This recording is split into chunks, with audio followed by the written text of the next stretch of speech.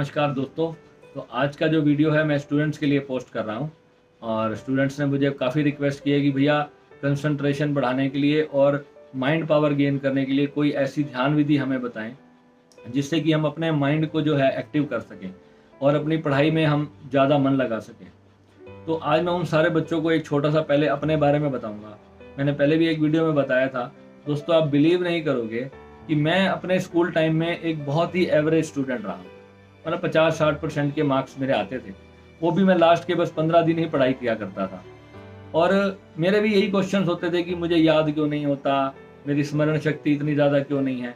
और उस वक्त जो राइट मार्गदर्शन मिलने का समय था, ऐसा कोई व्यक्ति मुझे मिला ही नहीं जो उस वक्त मुझे ये सीक्रेट बता देता उस वक्त। और मेरे पेरेंट्स को भी इतना नहीं पता था। उन्होंने अपने हिसाब से मुझे बहुत अच्छे पानीपत का जो सबसे अच्छा स्कूल था उसी में एडमिशन दिलाया। मेरे पापा ने दिन रात एक करके मेहनत करके हमारी पूरी फैमिली को, हमारे घर में मेरे पापा और 3 भाई थे और उनके सबके 2-2 3-3 बच्चे, और सबके सब जो है इस पानीपत के नंबर 1 स्कूल में पढ़ते थे उस वक्त। तो पता नहीं कैसे तो हमारे पेरेंट्स जो है हमारी फीस भरते होंगे, हमें आज तक समझ नहीं आया, क्योंकि इतनी महंगाई थी उस वक्त भी हमारे टाइम में। मैं 2001 या 2 की बात बता रहा हूँ आपको। तो दोस्तों, माता पिता तो अपनी तरफ से हर कुछ करते हैं, परंतु जो हमारे देश का स्टडी सिस्टम है उसको हमें समझना बहुत ज़रूरी है। आजकल के बच्चे तो बड़े भाग्यशाली हैं, उनको स्मार्ट क्लासेस वगैरह दी जाती हैं और उनको पिक्चर दिखा करके, एक मूवी के टाइप सब कुछ दिखा करके जो है उनको वो सब चीज़ याद आ जाती है। अगर हम एक मूवी को 4-5 बार देख लें तो हर चीज़ हमें याद हो जाती है। फिर भी बच्चे कहते हैं कि हम जो है, अब मैथमेटिक्स के फार्मूलाज होते हैं, अकाउंट्स की इतनी सारी दुनिया भर की चीज़ें होती हैं, है ना, मैथ की थ्योरम्स होती हैं, न जाने पता नहीं क्या क्या इतना कुछ होता है। फिजिक्स, केमिस्ट्री, बायोलॉजी, आगे जाके कोई मेडिकल का छात्र है, कोई नॉन मेडिकल का छात्र है। बड़े दिमाग खराब करने वाली चीज़ें होती हैं और यूजलेस होती हैं, जो हमारे कितना ही हमारा लिटरेचर हमारा ऐसा पड़ा हुआ है हमारे स्कूलों के अंदर जो ज़ीरो यूज़ का है, हमारे किसी यूज़ का नहीं है। तो मैं ये कहता हूँ दोस्तों, पेरेंट्स को चाहिए कि अपने टीचर से जाके बात करें, उनके स्कूलों में जाकर उनसे बात करें, अपने प्रिंसिपल सर से बात करें कि सर आप हमारे बच्चों को ये सब क्या पढ़ा रहे हैं। जो चीज़ बिल्कुल यूजलेस है बच्चों के लिए, उसके लिए बच्चों का समय क्यों खराब किया जा रहा है। स्कूलों में बच्चों को स्किल सिखाने चाहिए। जब आप लोग मिलजुल कर ये आवाज़ नहीं उठाओगे। हमारे पानीपत का एक लड़का था, हमारा मित्र है वो, उस अकेले लड़के ने, जब ये कोरोना वगैरह सब शुरू हुआ तो स्कूल वगैरह जो थे ना, बच्चों की फीस माफ़ नहीं कर रहे थे। उसने सभी के पेरेंट्स को इकट्ठा किया, अपने जो स्कूल, अपने बेटे की जो क्लास के सब पेरेंट्स थे, उस लड़के ने सभी को इकट्ठा किया और स्कूल के बाद धरना दिया जा करके, और स्कूल वालों को मजबूर कर दिया बच्चों की फीस माफ़ करने के लिए। तो दोस्तों, जब आप एक बात हमेशा ध्यान रखें, जब आप इकट्ठे होकर के कोई भी कदम उठाओगे तो वो काम होगा ही होगा। आज आप देखें कि आपके बच्चे स्कूल में क्या पढ़ रहे हैं। यूजलेस है स्टडी सिस्टम हमारा। ना पढ़ाओ इससे बढ़िया अपने बच्चों को। आप आपका बच्चा किसी डिग्री का मोहताज नहीं है। आप अपने बच्चे को बिजनेसमैन बना सकते हो। अगर आपको लगता है कि स्कूल में जो है बिल्कुल यूजलेस चीजें दी जा रही हैं, तो आप अपने घर में अपने बच्चों को वो स्टडी अवेलेबल करवाओ जो उसके लिए, जीवन के लिए बहुत जरूरी है। हर बच्चे को मैं कहता हूँ अपने घर का पंखा ठीक करना तो जरूर आना चाहिए। कम से कम अगर उसके घर में कहीं करंट आ रहा है तो वो अपने आप उसको फटाफट से ठीक कर ले। ये चीजें स्कूल में सिखाई जानी चाहिए। बच्चे की गाड़ी खराब हो गई है, बाइक खराब हो गई है, उसको कोई पंचर लगाना नहीं आता, तो ये चीजें बच्चों को बहुत जरूरी आनी चाहिए।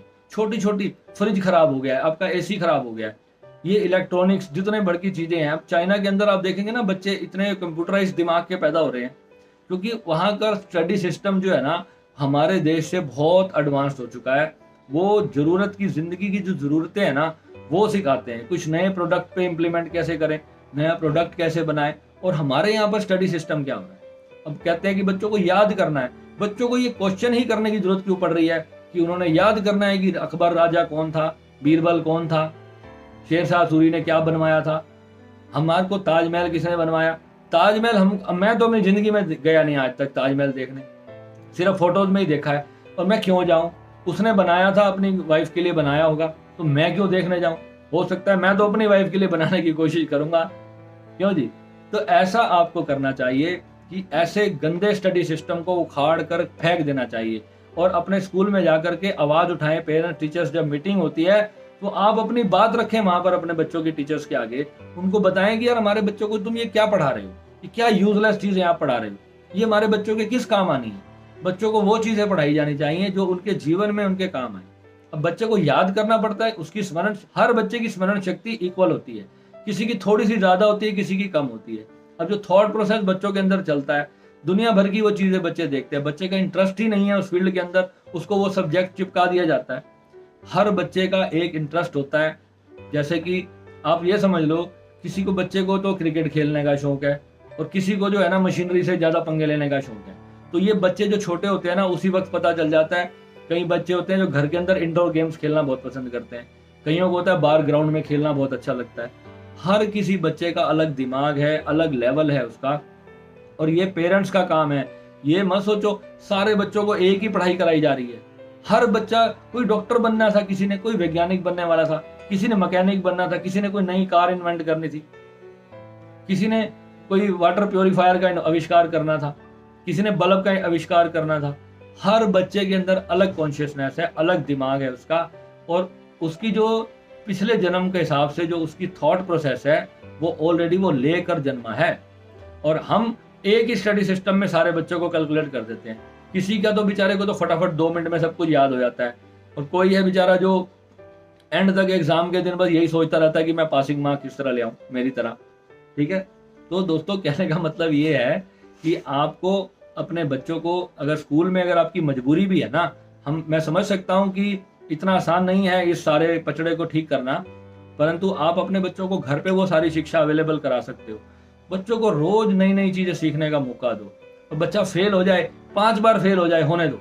कभी बच्चे को ना ये मत सोचो कि यार तूने पास होना है, तूने फर्स्ट आना है, उसको कंपटीशन मत डालो उसके दिमाग के अंदर।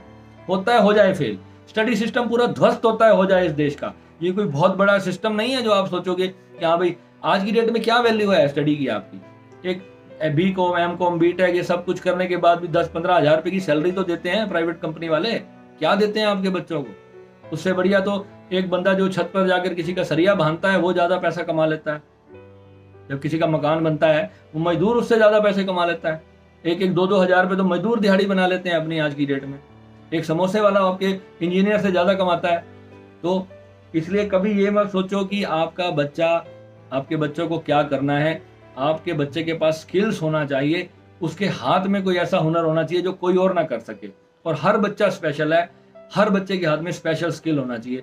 और जिस फील्ड में उस बच्चे का जो मन है, उसका शौक है, उस फील्ड में उसको आपका फर्ज बनता है उसको वो हर जो भी गैजेट्स हैं, जो भी उसके सामान हैं, उसको वो बच्चे को शुरू से उसको करने के लिए उसके बाद वो अवेलेबिलिटी होनी चाहिए घर पे।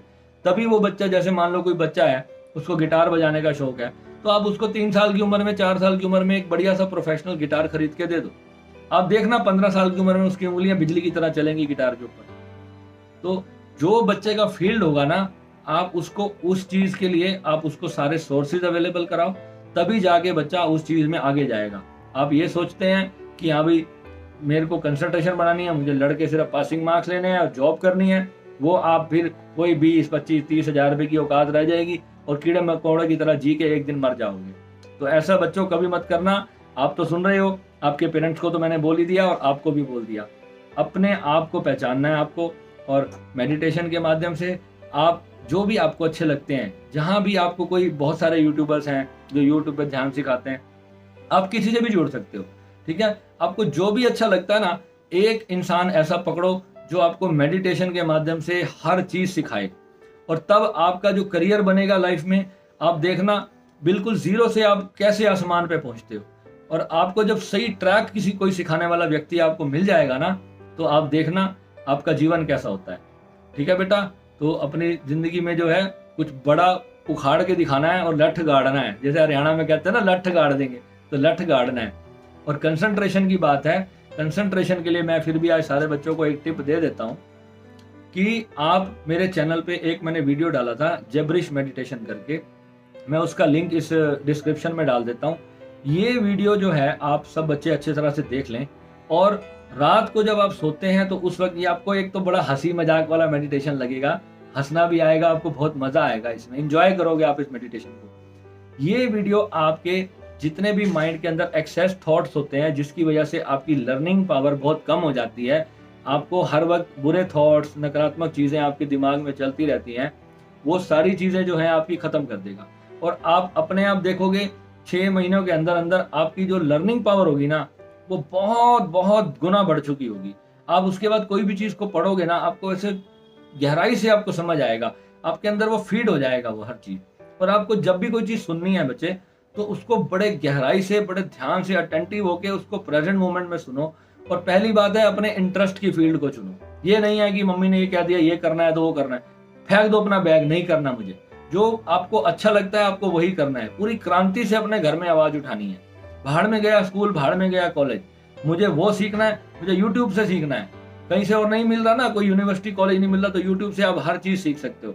आपकी अपनी आंखों से सीख सकते हो, अपने दिमाग से सीख सकते हो, अपने इन कानों से सीख सकते हो। इन 3 चीजों को अगर आपने दुरुस्त रख लिया, तो आपको कंसंट्रेशन के लिए कहीं भटकने की जरूरत नहीं है। और भूल कर ही बचा, कभी भी किसी मोमबत्ती पे त्राटक नहीं करना, किसी एक ऑब्जेक्ट पे या बिंदु पे ध्यान मत लगाना, उससे आपको प्रॉब्लम हो सकती है। ये सब आपको जो चीजें बताई जाती हैं, ये लोगों को जिनको बताने के लिए कुछ है नहीं, जिनके पास कोई अनुभव नहीं है, तो वो ये सब चीजें प्रमोट करते हैं अपने चैनल्स पे। तो ऐसी चीजें बेटा आपको नहीं करनी है। ये चीजें आपको आपकी कंसंट्रेशन तो बढ़ाएंगी नहीं, बल्कि आप इतनी बुरी तरह से पागल जरूर हो जाओगे कि कुछ भी आप नहीं कर पाओगे।